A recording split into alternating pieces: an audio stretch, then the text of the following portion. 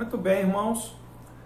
Ele é Deus, independentemente da circunstância, Ele é Deus. Se Ele sarar, Ele é Deus. Se Ele não sarar, Ele é Deus também. Se Ele der a vida, Ele é Deus. E se Ele tirar a vida, Ele é Deus também.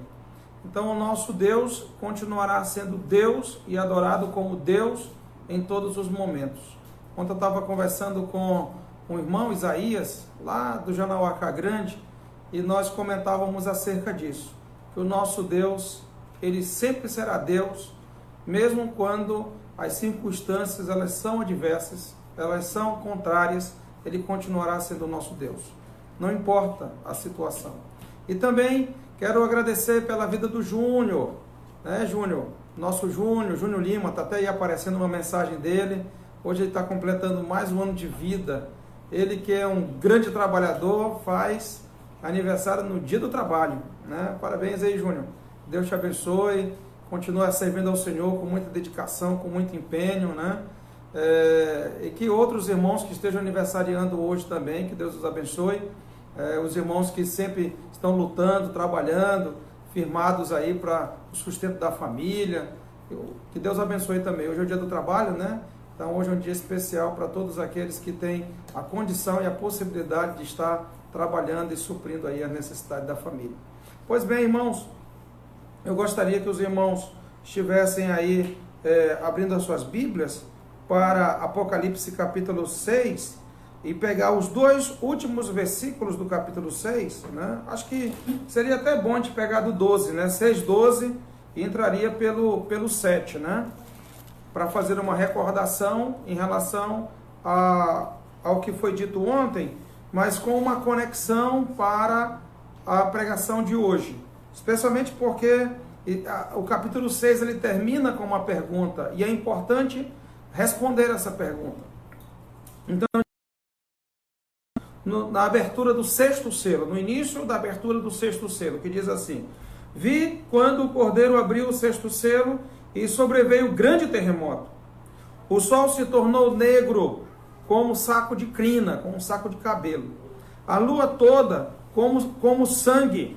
As estrelas do céu caíram pela terra, como a figueira, quando abalada pelo vento forte, deixa cair os seus figos verdes.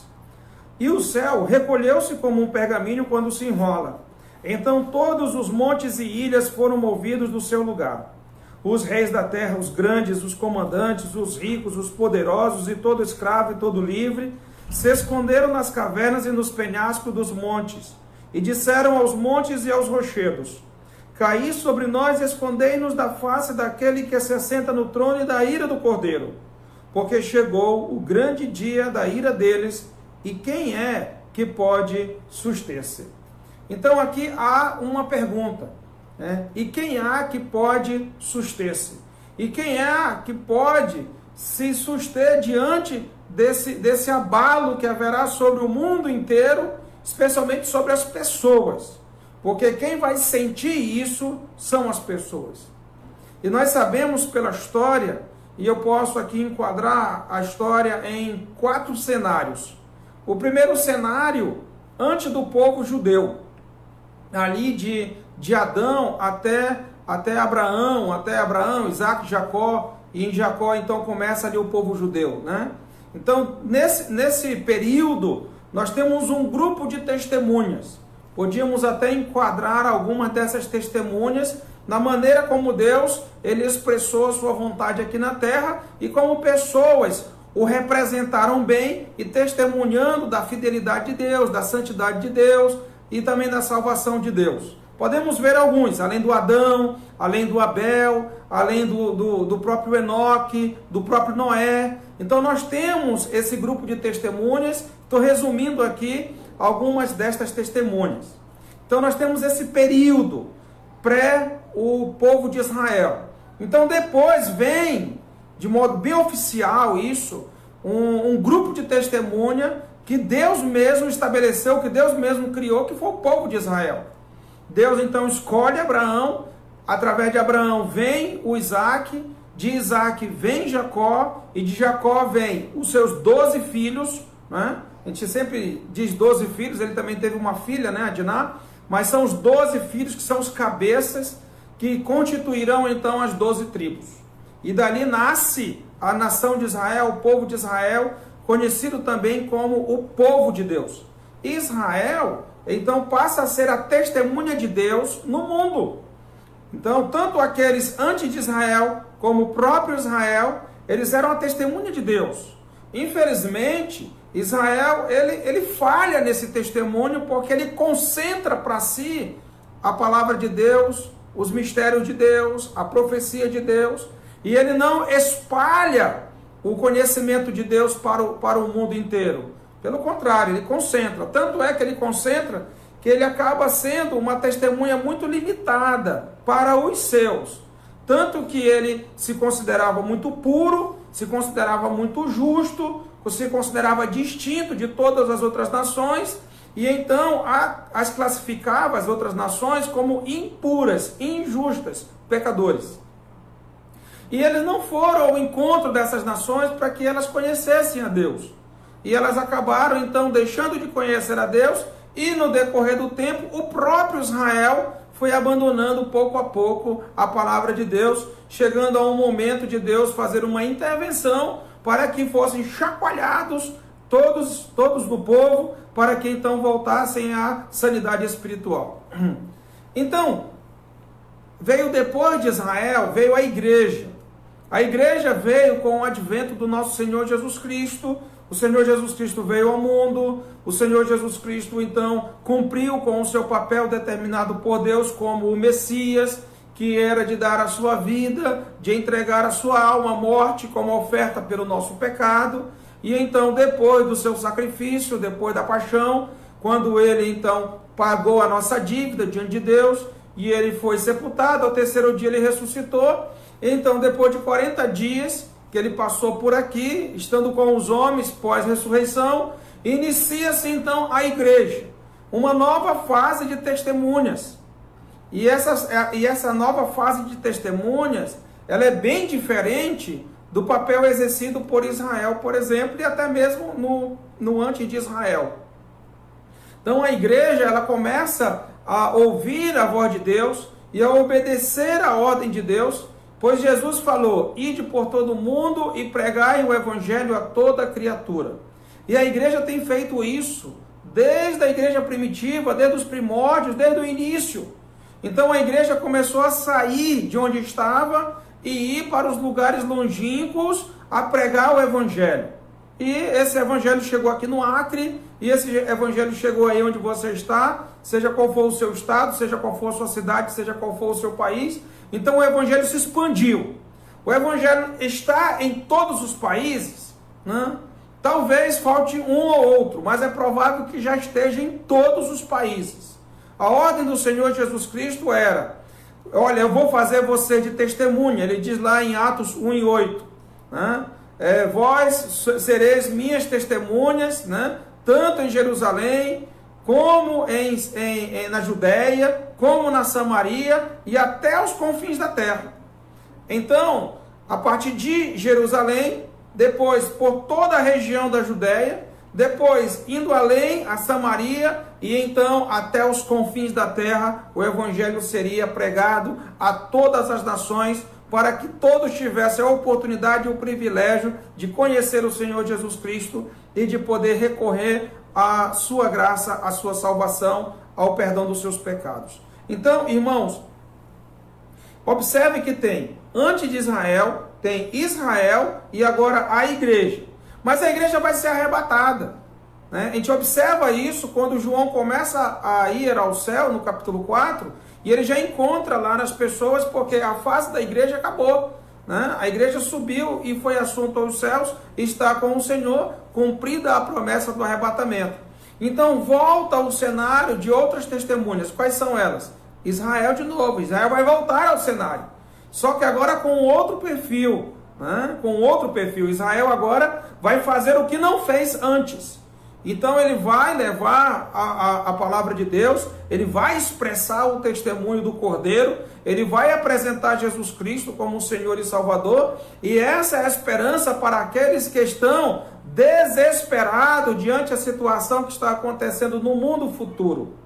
quando houve esse grande terremoto, quando os céus se abalaram, as estrelas, o sol, a lua, a gente vê que tudo isso foi abalado, a própria estrutura da terra aqui foi abalada, né, ao ponto das pessoas então buscarem refúgio, e infelizmente o refúgio que elas buscaram não foi Deus, mas elas concluem ali aquele momento de petição, de oração, dizendo no último versículo do capítulo 6, né?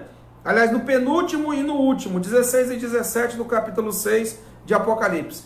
E disseram aos montes e aos rochedos: caí sobre nós e escondei-nos da face daquele que se assenta no trono e da ira do Cordeiro, porque chegou o grande dia da ira deles.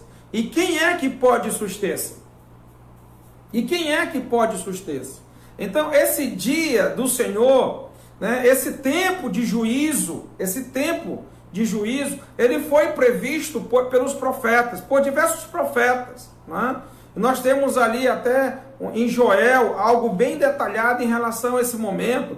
Pedro também fala, e outros profetas que nem Isaías falam também, mas não só eles. Mas eu quero dizer aos irmãos da forma que essas pessoas até entendiam e conheciam. E elas não se excusam, elas não dizem que elas não sabem o que está acontecendo, elas até sabem.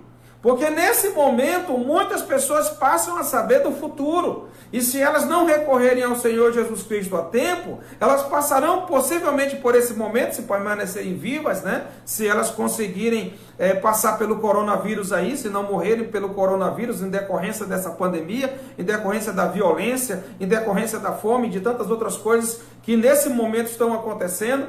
Então, se elas não vierem para o Senhor Jesus agora, se não recorrerem à graça do Senhor Jesus Cristo para que recebam dele o perdão dos seus pecados mediante o seu sacrifício, então essas pessoas, elas podem passar por esse momento, mas como elas estão recebendo o conhecimento agora do Apocalipse, elas estão recebendo o conhecimento agora que sobrevirá o juízo de Deus.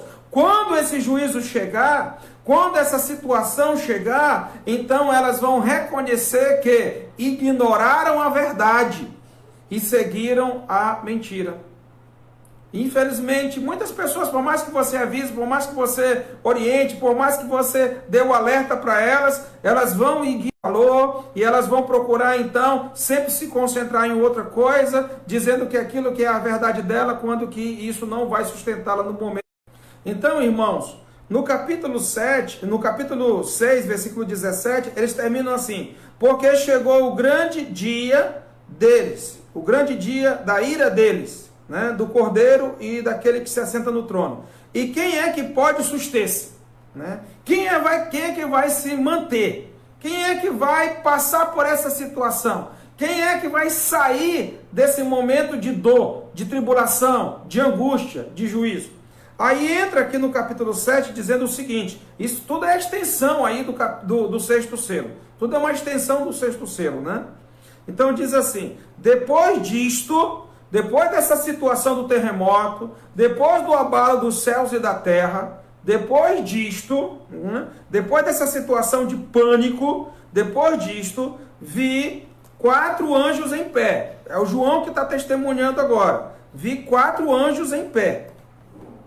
E esses 4 anjos que estavam em pé, né, ele diz assim, eles estavam nos 4 cantos da terra. Eles estavam nos 4 cantos da terra. Para que nenhum vento soprasse sobre a terra, nem sobre o mar, nem sobre alguma árvore. Então, os irmãos percebam aí que quando Deus olha de cima, ele vê tudo por completo. Ele consegue ver o norte, o sul, o leste, o oeste. Ou seja, quando ele vê lá de cima, ele vê tudo. Eu sempre, quando eu estou sobrevoando uma cidade, que a gente está ali olhando pela janela do avião, a gente consegue ver todo o panorama da cidade.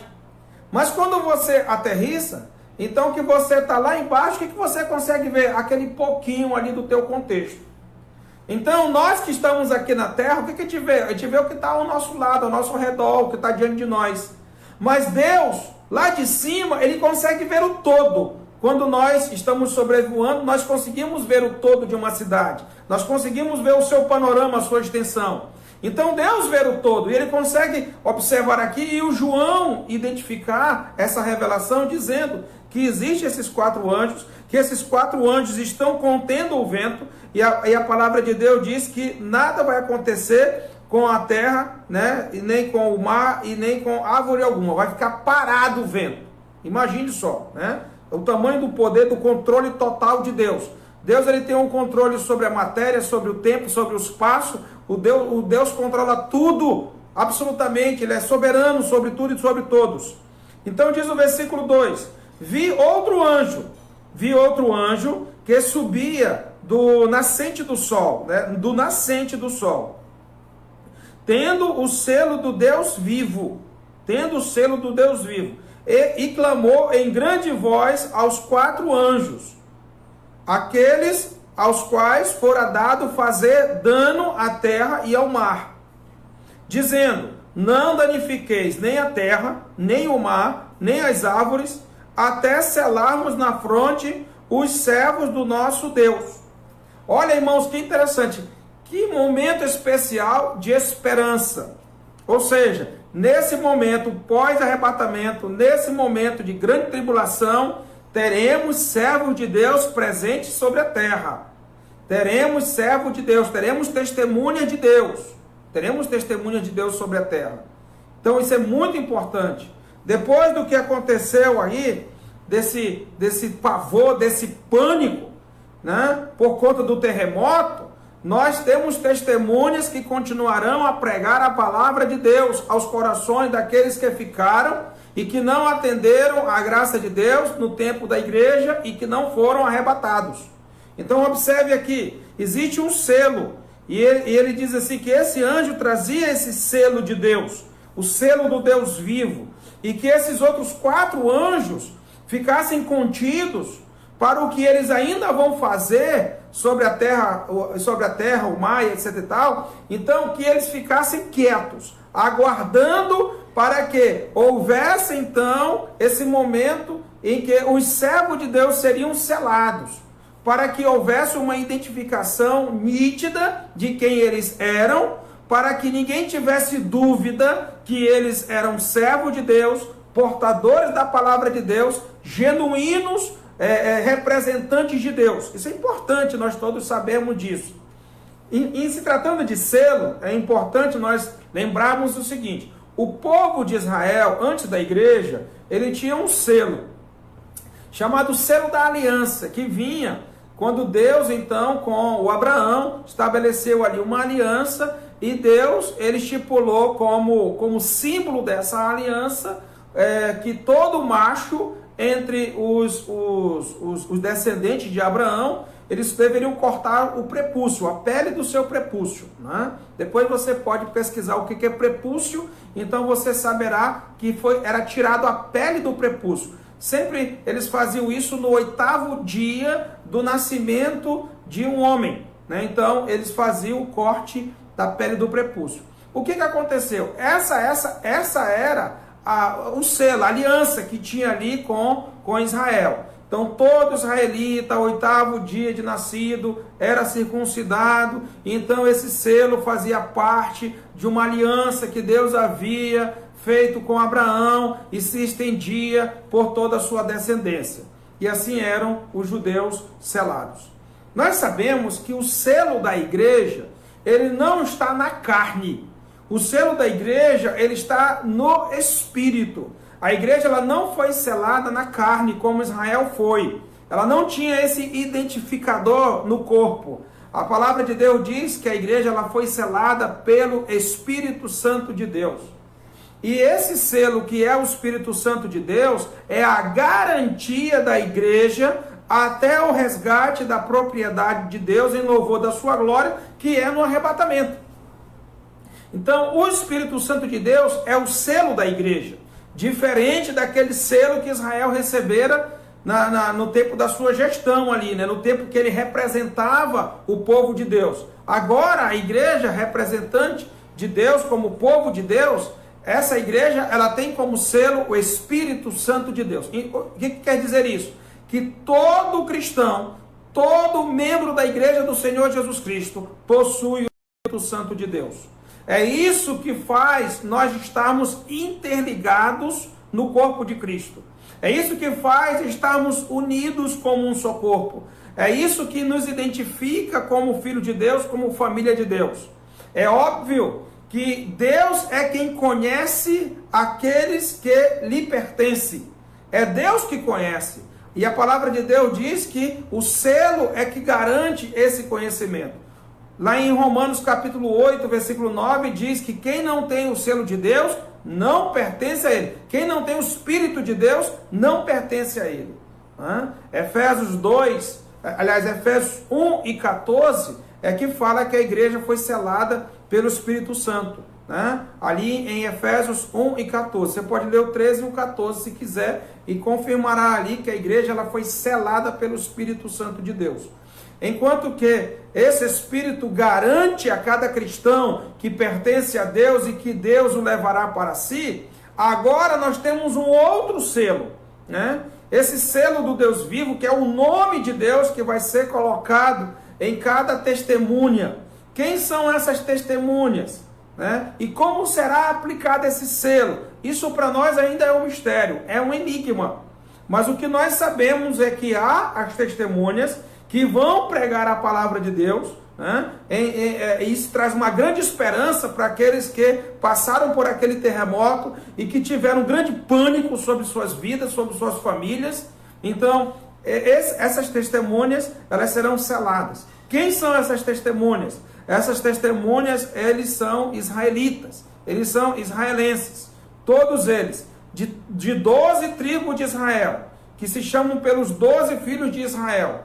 Nós temos aqui duas exceções. Nós não encontramos o nome de Dan, nós não encontramos o nome de Efraim, e pelo contrário, nós encontramos aqui, em contrapartida, a falta desses nomes, nós encontramos o nome de José e nós encontramos aqui o nome de Levi, substituindo para a composição dos 12, para a composição dos 12, saiu Dan, saiu Efraim e entra aí José, entra aí Levi.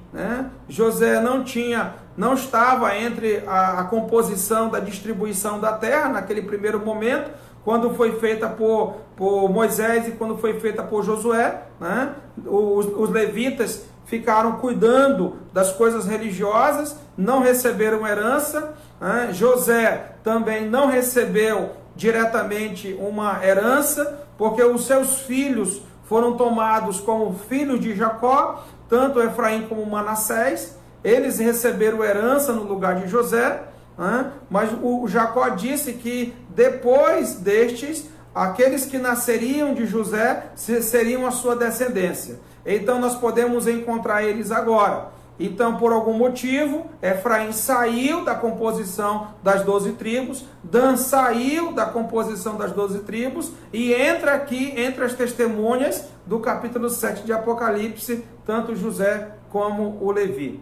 E a gente observa aqui, no versículo 4, então ouvi o número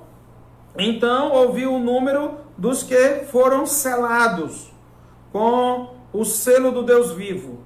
Eles que eram 144 mil de todas as tribos dos filhos de Israel. Da tribo de Judá foram 12 mil. Da tribo de Ruben foram 12 mil. Da tribo de Gade, 12 mil. Da tribo de Azer, 12 mil. Da tribo de Naftali, 12 mil. Da tribo de Manassés, 12 mil. Da tribo de Simeão, 12 mil. Da tribo de Levi, 12 mil. Da tribo de Issacar, 12 mil.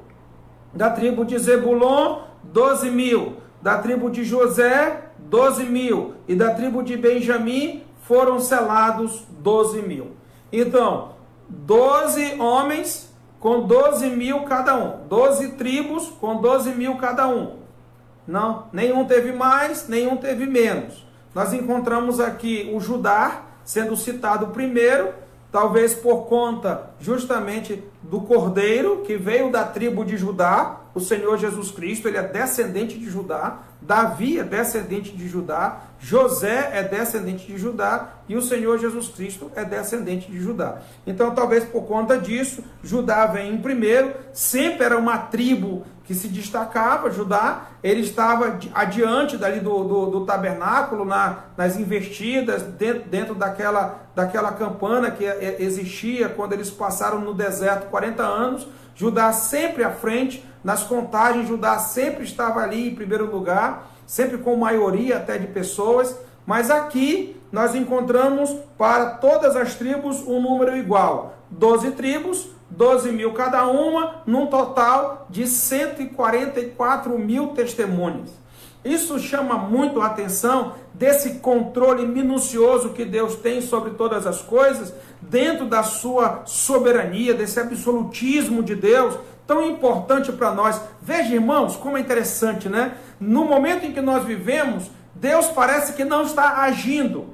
No momento em que nós vivemos, nós não conseguimos ver tanto como até no passado era mais visto a ação de Deus. Jó destaca como eles viam e eles se relacionavam com Deus, até mesmo nas ações do trovão, do raio, etc e tal. Tantos fenômenos naturais em que as próprias pessoas da época conseguiam fazer uma interação com Deus, e que hoje tudo se perdeu-se porque houve uma substituição aí. É a ciência quem fala, é a ciência quem diz, é a ciência quem dá as diretrizes, é a ciência quem justifica, esquecendo que o nosso Deus, tudo que ele faz tem um fundo científico, é explicável, tudo que Deus fez é ordeiro, tem sentido em tudo que há na criação, nada foge de uma explicação plausível. Mas agora, Deus praticamente não se ouve falar de Deus, senão aquilo que é pregado acerca de Deus. E o próprio Senhor Jesus Cristo disse que essa geração, a única coisa que teria de sinais seria a pregação da palavra de Deus. A única coisa que essa geração teria para ouvir de Deus era justamente a pregação. Ele fez uma comparação com Jonas, né? Assim como no tempo de Jonas, o que prevaleceu foi a pregação, assim também nos nossos dias, o que prevaleceria era a pregação. Jonas não foi para Nínive fazer milagres, sinais e prodígios. Jonas foi para Nínive pregar contra a cidade, dizer que Deus a subverteria em 40 dias, se eles não se arrependessem dos seus pecados. A situação lá de Nínive era tão ao ponto do povo já não discernir entre a sua mão direita e a sua mão esquerda, por conta da corrupção, do pecado que era tamanho naquele lugar. Mas Jonas chegou lá e simplesmente pregou. Percorreu ali a cidade em poucos dias, anunciando que Deus, ele perverteria a cidade, que Deus subverteria a cidade, que ele subverteria a cidade e que a cidade ia ser totalmente condenada. Mas aí, todos da cidade, inclusive foi dado até pelas autoridades que os animais usassem pano de saco em cinza como sinal de arrependimento, e ali Deus mudou a sorte de Nínive em razão de quê? Do arrependimento mediante a pregação. E é isso que Deus faz hoje. Deus fala através da pregação, Deus fala através da sua palavra, por isso ele diz, prega a palavra, insta, quer seja oportuno, quer não, corrige, repreende, redargue. Por quê? Porque é pela palavra que Deus fala. Se você quer ser corrigido, será corrigido pela palavra. Se você quiser ser salvo por Deus, tem que ser salvo por meio da palavra. Você tem que crer naquilo que Deus diz acerca da palavra. Por isso, o Senhor Jesus Cristo adverte o Tomé. Quando o Tomé diz, Senhor, eu quero ver o furo da tua mão e eu quero ver também o buraco que foi feito do teu lado pela lança. Aí o Senhor Jesus Cristo falou para Tomé, Tomé, mais felizes, mais bem-aventurados são aqueles que não viram e creram. Então nós não vimos nada do que aconteceu naquele tempo de Jesus, mas nós cremos em tudo o que foi dito, porque nós entendemos que é a palavra de Deus e recorremos à sua graça e confessamos o seu nome. Por isso, irmãos, aqui nós temos essas testemunhas que rejeitaram o Senhor Jesus Cristo. O povo de Israel hoje não aceita o Senhor Jesus Cristo. A nação não aceita o Senhor Jesus Cristo. Alguns judeus aceitam o Senhor Jesus Cristo. Alguns judeus se tornaram cristãos. Alguns judeus e fazem parte da composição da igreja. Mas a nação não. Ou seja, oficialmente, Israel, os judeus, eles não aceitam Jesus Cristo como Senhor e Salvador hoje. mas eles o aceitarão. Eles vão reconhecer depois. E dentro desse quadro das 144 mil testemunhas, nós podemos ver que esse cenário ele muda. Então a pregação ela vai ser transmitida. E diante do que aconteceu naquele grande terremoto, diante daquele momento que o mundo foi chacoalhado e que todos perceberam que era uma manifestação de Deus, que Deus estava agindo naquela ocasião, porque Deus fala através dos fenômenos naturais, sim. Deus fala. Deus fala através de um terremoto, Deus fala através de um tsunami, Deus fala através da praga de gafanhotos, Deus fala através da seca, Deus fala através da cheia, Deus fala através do coronavírus, Deus fala através da dengue, Deus fala através de várias formas, e nós é que temos que aprender a fazer essas leituras, porque Deus não escreve certo por linhas tortas, Deus escreve certo por linhas certas, é nós que não compreendemos porque vemos tudo de modo tortuoso. Nós temos que aprender a fazer as leituras, nós temos que fazer o entendimento com discernimento da maneira como Deus se manifesta. E Deus sempre quer falar aos nossos corações, Ele sempre quer nos corrigir. Eu preguei sobre isso em Amós capítulo 4, quando Deus chamava a atenção de Israel através de fenômenos naturais, quando Deus fez com que em um lugar chovesse, em outro lugar não chovesse, Ele fez com que houvesse dificuldade no plantio e na colheita, e ali o povo teve fome, Deus deixou o povo de dentes limpos. Nós sabemos que houve a crestagem, que são aquelas manchas sobre a vegetação, que causa problema na vegetação, que causa problema no plantio. Também Deus, ele causou problema de mortandade, problema de guerra, problema de invasão em Israel, para que então o povo retornasse à sanidade espiritual, retornasse à compreensão que Deus estava lhe chamando a atenção, lhe disciplinando, para que então pudessem serem corrigidos. Mas o povo não se corrigia, o povo não entendia que Deus estava falando com ele, exceto quando Deus usou de um modo maior, mais significativo, que foi em relação ali, tanto com os assírios em 722, quando o reino do norte, as 10 tribos de Israel, foram levadas cativas e espalhadas pelo mundo assírio, e em 586, quando Nabucodonosor, pelo povo da Babilônia, então escravizou o povo de Judá e concentrando o povo de Judá escravo no território da Babilônia. Então nós podemos perceber que Deus age, e age através de muitas formas. Lá no Egito foram 10 pragas, ou seja, 10 fenômenos naturais. E esses fenômenos naturais, que são conhecidos hoje como fenômenos naturais, nada mais foi naquela época do que uma intervenção divina. Então nós temos que aprender a fazer essa leitura. E muitas vezes nós queremos calar Deus e dizer, não, só a ciência fala, porque tudo tem que ser científico, não é?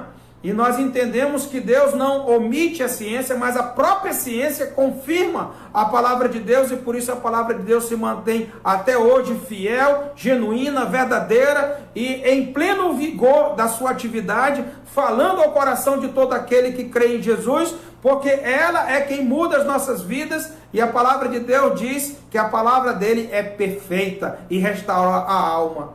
Então, irmãos, nós temos essas testemunhas que vão pregar a palavra de Deus. Primeiro o terremoto, que trouxe pânico, e agora as testemunhas que vão trazer a palavra de Deus, que vão trazer o testemunho do Cordeiro. E agora nós vamos ver o quê? Nós vamos ver que Deus, ele apresenta diante de tudo isso muita compaixão. Ele apresenta muita compaixão, né? E dentro dessa compaixão que ele apresenta, nós podemos observar no versículo 9. Depois destas coisas, que coisas? Depois do terremoto que trouxe pânico, depois da apresentação destas testemunhas que vão pregar a palavra de Deus, estas que foram seladas com o selo do Deus vivo, depois destas coisas, vi e eis grande multidão que ninguém podia enumerar. Grande multidão que ninguém podia enumerar. Ou seja, muita gente recorreu ao testemunho das testemunhas. Muita gente recorreu à palavra de Deus. Ou seja, Hoje não creram, está muito fácil, hoje não creram. Vamos nos divertir, vamos aproveitar a vida, vamos fazer tudo que nos agrada, está tudo bem. Aí então, vai o arrebatamento e agora vem a grande tribulação. Agora todo mundo sabe que a palavra de Deus é verdadeira, então eles vão atender ao testemunho dessas 144 testemunhas. Então depois destas coisas, vi e eis grande multidão que ninguém podia enumerar, de todas as nações, tribos, povos, línguas, em pé, diante do trono e diante do Cordeiro, vestidos de vestiduras brancas, com palmas nas mãos, e clamavam em grande voz, dizendo: ao nosso Deus, que se assenta no trono, e ao Cordeiro, pertence a salvação. Glória a Deus por isso. Não reconheceram hoje, nesse período de bonança, de paz, né, de tranquilidade, mas vão conhecer depois. Graças a Deus por isso. Porque vai ser um tempo de compaixão, vai ser um tempo que Deus continua estendendo a sua graça, que Deus continua estendendo a sua misericórdia, e muita gente vai atender ao testemunho da palavra de Deus, em decorrência dos abalos que vão acontecer nesse mundo, do pânico que virá sobre esse mundo. Então muita gente vai recorrer à palavra de Deus, e a Bíblia diz: muita gente de todas as nações, de todas as tribos, de todos os povos e de todas as línguas. Eles vão estar diante do trono em pé, e a palavra de Deus diz que eles vão estar glorificando o nome do nosso Deus, vão estar cultuando o nome do nosso Deus, vão estar prestando esse serviço de adoração ao nome do nosso Deus, dizendo: ao nosso Deus, que se assenta no trono, e ao Cordeiro, pertence a salvação. Viu, irmãos? A salvação pertence a Deus.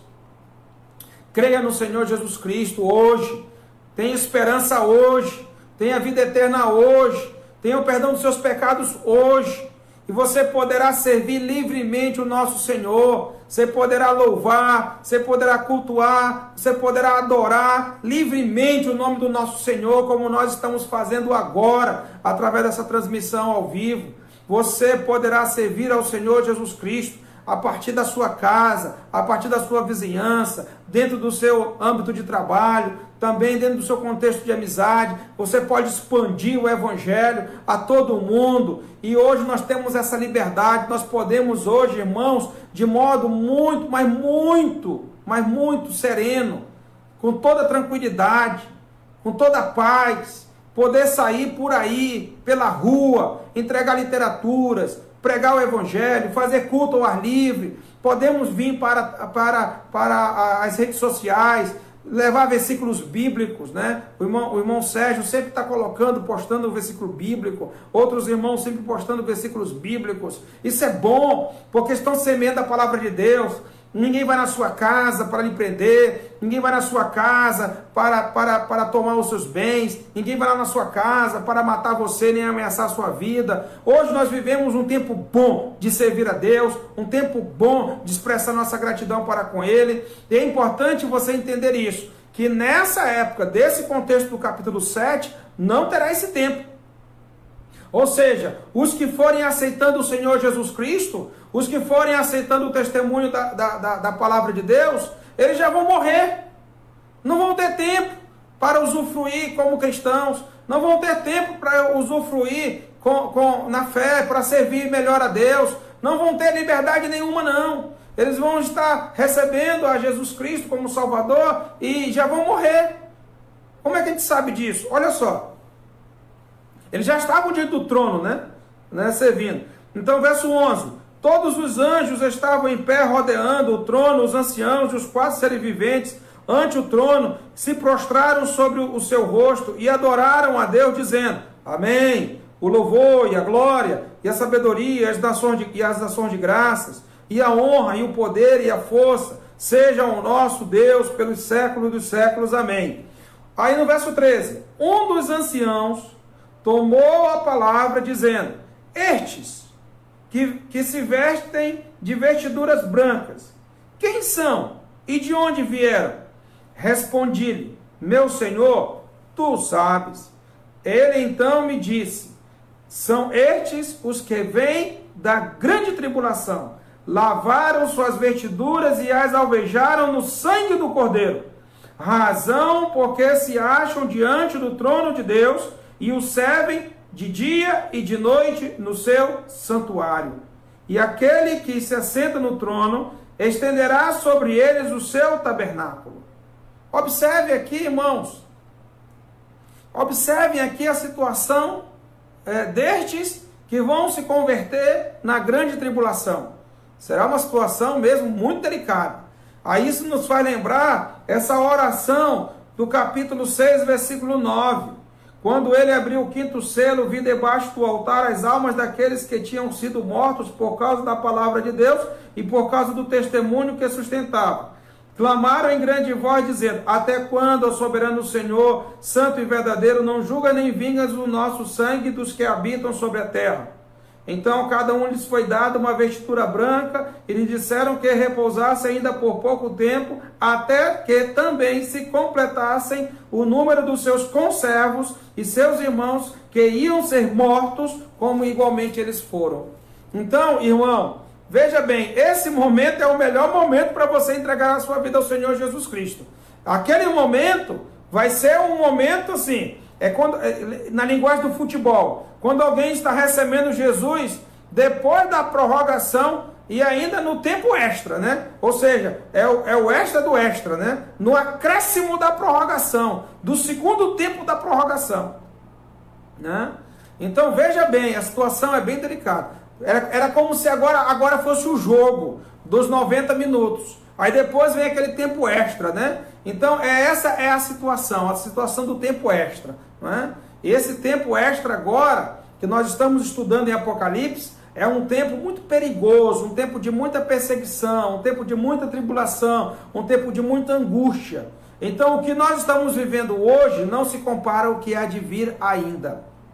Então a palavra de Deus diz, como Deus é bom, né? Como disse o hino agora há pouco, Deus é Deus, né? Independentemente da situação, Deus é Deus, continua sendo Deus, deve ser adorado como Deus, deve ser crido como Deus, deve ser reverenciado como Deus, deve ser cultuado como Deus. Observa o versículo 15. Razão porque se acham diante do trono de Deus, 7:15. Capítulo 7, verso 15.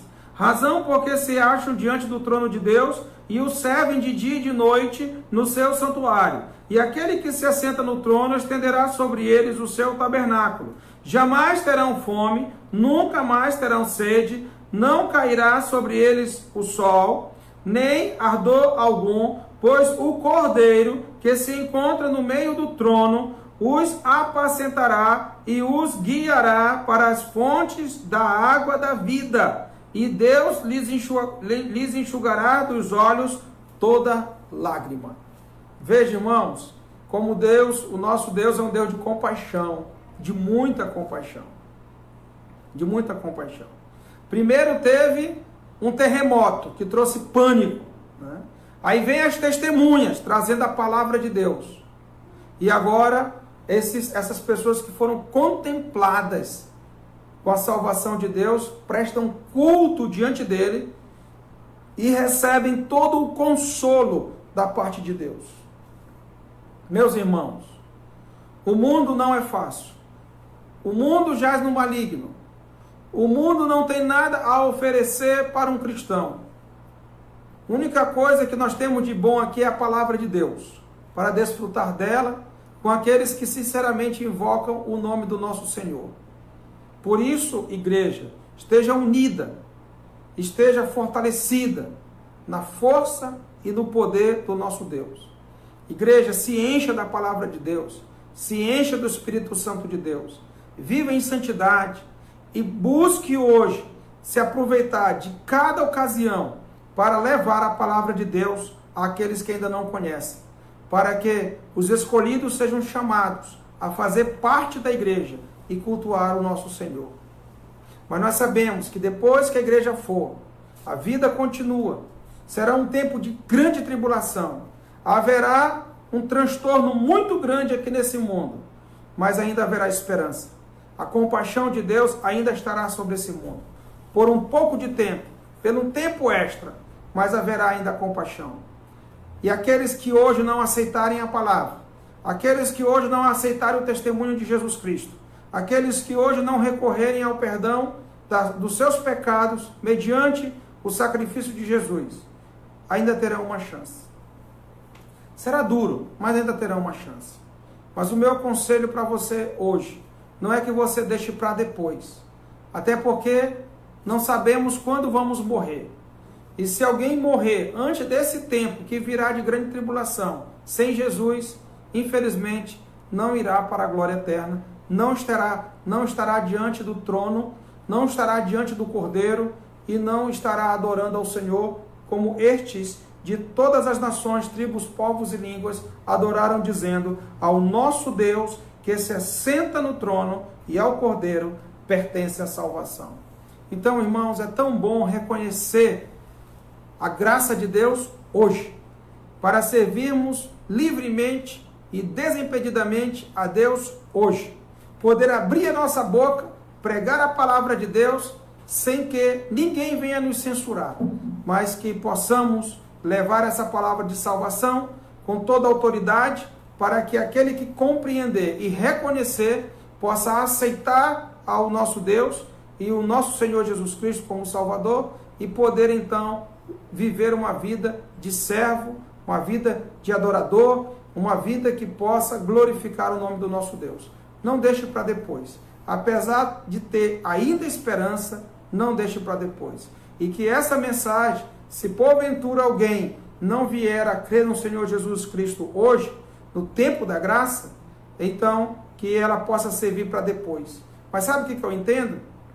A Bíblia diz que no futuro haverá fome e sede, não de pão e nem de água, mas fome e sede da palavra de Deus. Eu acredito que vai chegar um tempo que vai ser que nem o tempo de Eli, do livro de Eli. Vão apagar tudo da internet, todas as mensagens referidas a Deus, palavra de Deus, testemunho. E eu creio também que vai ser eliminado ou quase todas os exemplares das Escrituras.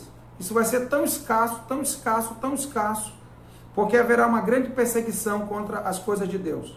Então, aqueles que hoje estiverem com esse conhecimento, poderão hoje crer, se não, poderão então depois reconhecer e entender que só ao nosso Deus pertence a salvação. Que Deus tenha misericórdia das nossas vidas e nos dê um momento de paz, de tranquilidade, mesmo diante da pandemia que nós vivemos, porque sabemos que Ele está no controle de tudo, porque Ele controla tudo. Oremos ao Senhor. Te louvamos, ó Deus, pela vida de cada irmão, de cada irmã, de cada família representada nesta noite. Continua, ó Deus, abençoando os teus servos. Nós sabemos, ó Pai, que na grande tribulação haverá também as testemunhas que conduzirão a tua palavra. Mas nós entendemos, ó Deus, que hoje é o tempo oportuno, hoje é o dia da salvação. E a tua palavra diz: se hoje nós ouvirmos a voz do teu Espírito, que não endurecêssemos o nosso coração, mas que aceitássemos a oportunidade que é hoje. Então, ó Pai, muito obrigado por esse momento, por esse tempo de culto, por esse tempo de louvor. Muito obrigado, Deus, pela minha família que estava servindo ao Senhor. Continua abençoando a todos. Lembramos, ó Deus, sempre os teus servos que estão passando por esse tempo de angústia. Abençoa todos, supre as suas necessidades. Pastor Alfredo, de modo muito especial, que ainda está internado. E que a tua graça, que teu amor prevaleça sobre nossas vidas, em todo o tempo, para que nós tenhamos alento e paz plena em nossos corações. Em nome de Jesus eu te oro e te agradeço. Amém.